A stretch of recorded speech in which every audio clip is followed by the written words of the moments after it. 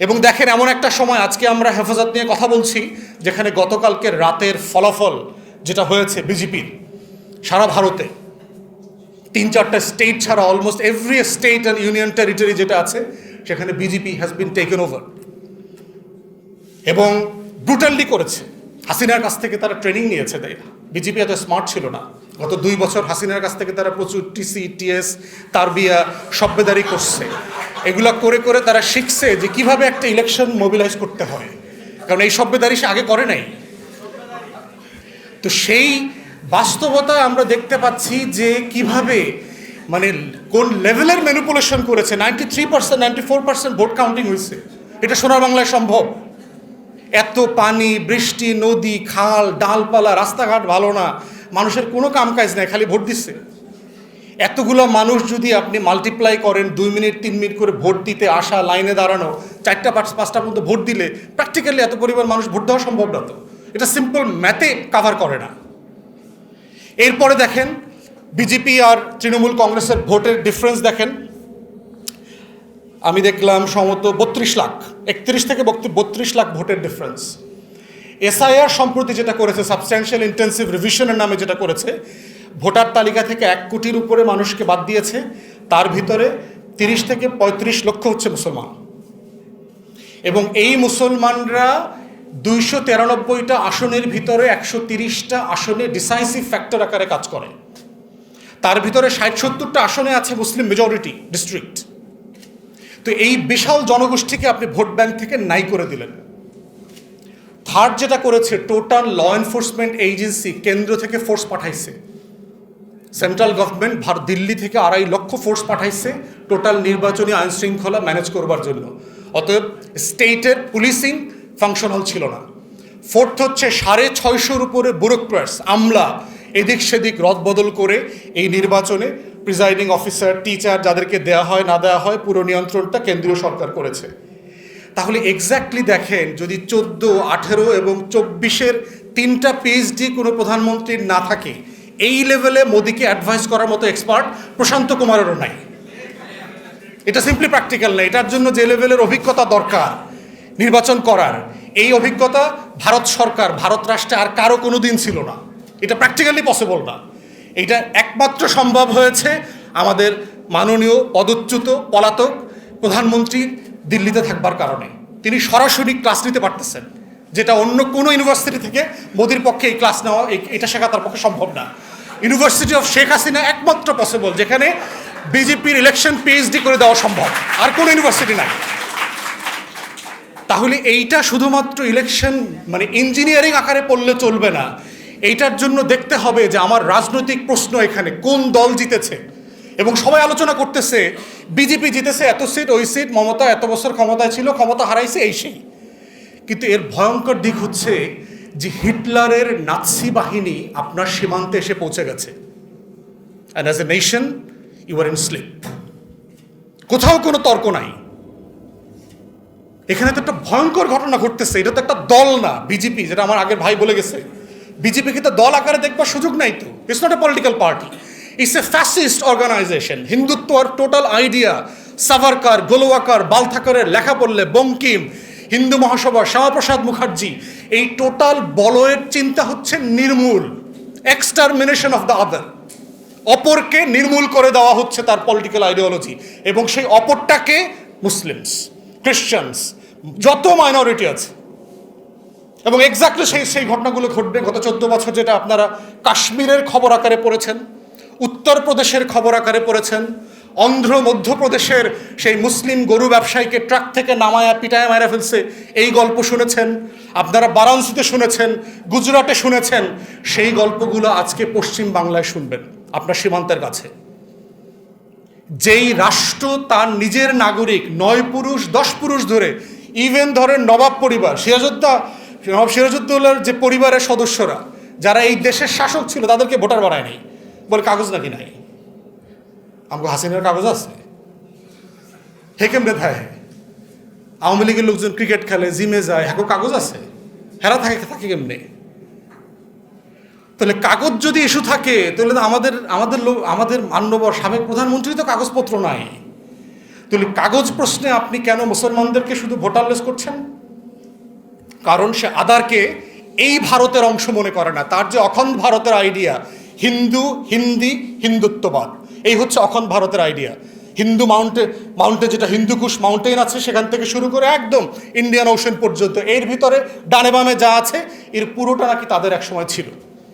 British Scottish historian ছিল James Miller, say history of ইন্ডিয়ার যে আইডিয়া, ম্যাক্স মুলারের যে হিন্দুইজমের আইডিয়া, এই আইডিয়াগুলোকে তখনকার কংগ্রেসের ডানপন্থী নেতারা, ভিকে গোলওয়াররা, এইচডি গোলওয়ারকাররা এটা অ্যাডপ্ট করেছে। এবং তারা ওই সময়টাতে 1920s এবং 30s হিটলার নাৎসি পার্টি করে জার্মানি এবং ইউরোপে যেই মহোৎসব করছিল খুন খত্তার, তারা সেইটাকে অ্যাডপ্ট করেছে অ্যাজ অ্যান আইডিওলজি। তারা এটাকে প্রেস করছে। আপনি যদি এই বিজেপির ইন্টেলেকচুয়ালদের লেখাগুলো পড়েন, তাহলে এইখানে বিজেপি অ্যাজ এ দল আকারে ক্ষমতায় আসে নাই তো, ইটস এ ফ্যাসিস্ট আইডিয়া আকারে ক্ষমতায় আসছে, যে তার নিজের রাষ্ট্রের নাগরিকদেরকে অপর মনে করে। যেভাবে আওয়ামী লীগ গত 17 বছর, আওয়ামী লীগ ছাড়া, শেখ পরিবার ছাড়া এখানে ঈশ্বরের দয়াপ্রাপ্ত, আশীর্বাদপ্রাপ্ত আর কোনো ক্ষমতায় যাবার আর কোনো লোক নাই। আওয়ামী লীগের লোকজন তাই মনে করে যে একমাত্র শেখ পরিবারই হচ্ছে ঈশ্বরের গিভেন প্রতিনিধি এই সোনার বাংলায়, তারা ছাড়া আর কেউ দেশ শাসন করতে পারবে না। বলছে না বিকল্পকে, মনে নাই আপনাদের? কারণ সে তো মনে করে যে শেখ হাসিনার লোকজন তো মনে করে ঈশ্বরের প্রতিনিধি। তো এক্স্যাক্টলি হিন্দুত্ববাদীরাও বিশ্বাস করে যে এই পুরো জিনিসটা শাসন করবার দায়, দায়িত্ব, অধিকার একমাত্র হচ্ছে হিন্দুর, যিনি এই আইডিয়াটা অফ হিন্দুইজম ধারণ করেন। অপর হচ্ছে তাকে চলে যেতে হবে, তারা বিদেশি। অথচ যারা করছেন, যারা সোকল আরিয়ান, আর্য বলে নিজেদেরকে দাবি করছেন, তারা নিজেরাই তো কয়েক হাজার বছর থেকে দেশের বাইরে থেকে আসছেন, সেন্ট্রাল এশিয়া থেকে এসছেন। তারা নিজেরাই তো নেটিভ না, কিন্তু ফরেনার বানাচ্ছে হচ্ছে, বিদেশি বানাচ্ছে হচ্ছে মুসলমানদেরকে। তাহলে এই যে একটা বিশাল জায়গা, এবং আজকের এই শাহবাগ শাপলার গণহত্যা এবং কালচারাল ফ্যাসিবাদ যেটা আমরা গত বছরগুলোতে দেখেছি, এইটা যে একটা বিজেপির এক্সটেনশন আকারে দেখেছি, এইটা এখন সরাসরি হাজির হয়েছে, এটার এক্সটেনশন না। এবং দেখেন এই টপিকে বাংলাদেশের কোনো সুশীলদের কোনো কনসার্ন গত 24 ঘন্টায় আমি দেখি নাই। কোনো সুশীল শাহবাগীদেরকে দেখি নাই যে বিজেপির ক্ষমতায় আসবার কারণে বেঙ্গলে তারা কনসার্ন, কোনো কনসার্ন নাই তাদের। কারণ তারা বিজেপির এই হিন্দুত্ববাদী ন্যাশনালিজমে আমাদেরকে বাঙালি জাতীয়তাবাদের ব্যানারে গত 50-60 বছর ধরে চাপিয়ে দিয়েছে। বাঙালি সিম্পলি একটা একটা অ্যান্থ্রোপোলজিক্যাল জায়গা, বঙ্গীয় জনগোষ্ঠী। কিন্তু বাঙালি বলতে হিস্টোরিক্যালি তো হিন্দু রেনেসাকে বোঝানো হয়েছে, বাংলাভাষী হিন্দুদের রেনেসা, জমিদার, আপার ক্লাস হিন্দুদের। মুসলমানরা তো এই রেনেসার অংশ ছিল না, কোনোদিন থাকে নাই। কারণ তারা তো ব্রিটিশ ইন্ডিয়াতে সুবিধাপ্রাপ্ত জনগোষ্ঠী ছিল না, তারা তো প্রতিবাদী জনগোষ্ঠী ছিল। তারা দেওবন্দ করেছে, তারা আলিগড় করেছে, তারা রেশমি রুমালের আন্দোলন করেছে, আজাদির লড়াইতে হাজার হাজার ওলামায়ে কেরামরা জীবন দিয়েছে। অতএব এই যে শাহবাগ শাপলার দ্বন্দ্বে আজকের বিজেপির রাজনীতি সীমান্তে চলে আসাটা, এইটা একটা হিস্টোরিক্যাল রিয়েলিটিতে তৈরি হয়েছে যে আজকে নতুন করে আমার পলিটিক্স, আমার পলিটি, আমার সভরেন্টি, আমার আজাদির লড়াই, আমার আগামী দিনে রাষ্ট্র আকারে বেঁচে থাকার যে লড়াই, 47 ক্যাবিনেট মিশন প্ল্যান, এর প্রত্যেকটা কিভাবে আজকে আবার নতুন করে তর্কের জন্য উপযোগী হয়ে আসতেছে। এর মানে কি, ওয়ে আউট কি? আমরা কি বাঙালিয়ানার করে দেবো, রিজাইন করবো, মানে আমি আর বাঙালি না এটা বলা শুরু করবো, আমি বঙ্গীয় না, না এটা কেন করবো? আল্লাহ তাআলা আমার এই চামড়া, মাটি দিয়া, লুঙ্গি, তারপরে ডাইল সাইল, পহেলা বৈশাখ দিয়েই তো বানাইছে আম করে। এখানে থাকতে হইব তো। আমি মুসলমানও, কোনো সমস্যা নেই এটার ভিতরে। আবার বাঙালি হিন্দু আছে, এখানে অবাঙালি আছে। অতএব এই ভূখণ্ডে যারাই থাকেন সবাই ইনসাফের সাথে একটা সোশ্যাল কন্ট্রাক্টের উপরে ভিত্তি করেই থাকবেন। আমরা কোনোদিন বিজেপির রাজনীতি বাংলাদেশে করব না, হইতেও দিব না, এটা ভেরি ক্লিয়ার আমাদের। এখানে একটা ডেমোক্রেটিক লিবারাল স্পেস অলওয়েজ থাকবে। এবং এটাই আমাদের যে বাংলাদেশি জাতীয়তাবাদের প্রশ্ন, যে সবাই যার যার অ্যানথ্রোপোলজিক্যাল আইডেন্টিটি নিয়ে বেঁচে থাকবে, সবাই যার যার রিলিজিয়াস আইডেন্টিটি নিয়ে বেঁচে থাকবে, কালচারাল ফ্যাসিবাদ থাকবে না, সবাই যার যার মতন করে সেটা সেলিব্রেট করবার মতো স্পেস থাকতে হবে। এবং এটাকেই আমরা হচ্ছে বিজেপির পলিটিক্সকে ফেস অফ করবার একমাত্র জায়গা। এবং এটা অবশ্যই ইতিহাস বিচ্যুত হতে পারবে না। তারা কারা, তাদেরকে আমরা পরিষ্কার করে এক্সপোজ করব, বুঝতে চাই, এবং এটার কনসিকুয়েন্স সম্পর্কে আমাদের তরুণদেরকে বোঝা, লড়াইটা চালিয়ে যাওয়াটা সবচেয়ে বেশি জরুরি এই সময়টাতে। অতএব আমার যে মুসলিম পলিটি, আমার যে বাঙালিয়ানা, এর প্রত্যেকটা পলিটির ভিতরে কিভাবে সমন্বয় করা যায়, সেই সমন্বয়বাদিতাটা এখন খুব বেশি জরুরি। একটা একটাকে দিয়ে আর একটা এক্সক্লুসিভ করবার দরকার নাই, তাহলে বিজেপির রাজনীতির ফাঁদে পা দিতে হবে। এবং কয়দিন পরে এগুলো দেখবেন, ওখানে উত্তরপ্রদেশে আমরা দেখেছি না, পুরো ভারতবর্ষে গুজরাটে 800-র উপরে মসজিদ, তারপরে মাদ্রাসা, এতিমখানা, ওয়াকফ প্রপার্টি বিভিন্ন জায়গাতে তারা নাই করে দিয়েছে, সিম্পলি নাই করে দিয়েছে, দিল্লিতে পর্যন্ত করেছে। এবং একই ঘটনা পশ্চিমবাংলায় করবে দেখবেন। অমিত শাহ বক্তব্য দিয়েছে না যে এক পাগলা হুমায়ুন কবির সে বাবরি মসজিদ বানাইব। আমার তো সন্দেহ হয় যে এটা বিজেপির খানেওয়ালা লোক হবে। তো এই টাউটামি পলিটিক্সটা সেই নির্বাচনের আগে কেন করতে গেল? কারণ বিজেপিকে সে অস্ত্র হাতে তুলে দিয়েছে এটা নিয়ে কথা বলবার জন্য।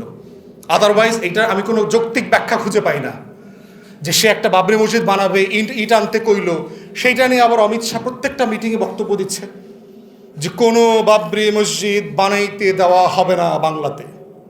আপনি বক্তব্য দেওয়ার সুযোগ করে দিলেন, কার পলিটিক্স করলেন সে? আপনি মুসলমানদের পলিটিক্স করলেন। এবং পশ্চিমবাংলায় প্রত্যেকটা মুসলমান দেখবেন এই হুজুরের দল, ওই হুজুরের দল, এই হুজুরের দল, কেউ কারো দেখতে পারে না। দিন শেষে এরা সবাই কি করতেছে? বিজেপির পলিটিক্স করতেছে। তো এক্স্যাক্টলি আমরাও দেখতে পাচ্ছি যে ওলামায়ে কেরাম এবং ডান বাংলাদেশপন্থী জনগোষ্ঠীর ভিতরে যে একতলাফি পার্থক্য আছে, রাজনৈতিক পার্থক্যগুলো আছে, সেগুলো যদি ইতিহাসের এই বড় ক্যানভাসে না দেখি, আমরা ডিল না করি, তাহলে দিন শেষে কিন্তু বিজেপির পলিটিক্সের রিয়াকশন এখানে তারাই তৈরি করবে, অস্থিতিশীলতা তৈরি করবে। আবার সেই শাহবাগ শাপলার বাইনারি তৈরি করে এখানে অস্থির রাজনীতি করবার চেষ্টা করবে। এবং এখানে ঘি ঢালবার জন্য বুদ্ধিজীবী আছে, গণমাধ্যম আছে, আওয়ামী লীগের লক্ষ লক্ষ টাউট বাটপাট দেশের শত্রু আছে, প্রচুর লোক আছে এখানে এই উপকরণে ঘি ঢালবার জন্য।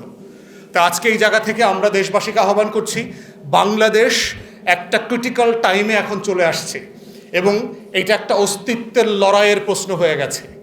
হিস্ট্রির সাথে আমাদেরকে কানেক্ট করবা দরকার, পার্টিকুলারলি ইয়াংদের, এবং নতুন করে আমার রাজনীতি বিনির্মাণ করা দরকার। আমার শত শত বছরের লড়াইয়ের, আজাদির, ইনসাফের, ব্রিটিশ বিরোধী আন্দোলনের যে সংগ্রাম, এর প্রত্যেকটা ডটকে কানেক্ট করে আগামী দিনের রাজনীতি বিনির্মাণটা হচ্ছে এখন সবচেয়ে বড় আমাদের দায়িত্বের জায়গা। আসলে সবাই মিলে সেই দায়িত্বটা পালন করি। আসসালামু আলাইকুম।